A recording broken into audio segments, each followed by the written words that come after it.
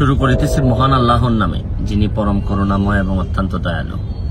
আমি অত্যন্ত দুঃখিত যে আপনারা অনেকেই হয়তো জেনেছেন যে গতকালকে আমার কনস্টিটিউয়েন্সি মাধবপুর এবং চুনারঘাটে ব্যাপক ঘূর্ণিঝড়ের মাধ্যমে অনেক ক্ষতিগ্রস্ত হয়েছে।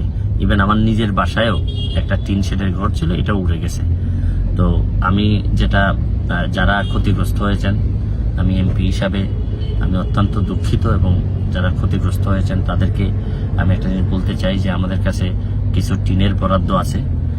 আপনারা যারা সত্যিকারভাবেই ঘর ক্ষতিগ্রস্ত হয়েছে, টিন ক্ষতিগ্রস্ত হয়েছে, আপনারা যদি একটু স্ব উপজেলার পিআইও সাহেবের সাথে একটু যোগাযোগ করবেন, অথবা ইউনো মহোদয়ের সাথে যোগাযোগ করবেন আপনারা, অথবা স্থানীয় চেয়ারম্যানের মাধ্যমে যোগাযোগ করতে পারেন, অথবা আমাদের যারা যারা লোকজন আছে তাদের মাধ্যমে যোগাযোগ করার একটু চেষ্টা করবেন।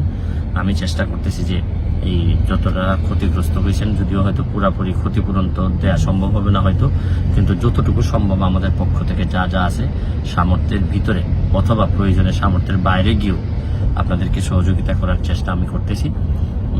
এবং আপনারা জরুরি ভিত্তিতে এখন যোগাযোগ করবেন আমাদের পিআইও মহোদয় এবং ইউনো মহোদয় যারা আছেন তাদের সাথে একটু যোগাযোগ করেন। আমি শীঘ্রই হয়তো আমি এলাকায় আসবো, এসে আবারও চেষ্টা করব যে আর কি আপনাদের জন্য করা যায়।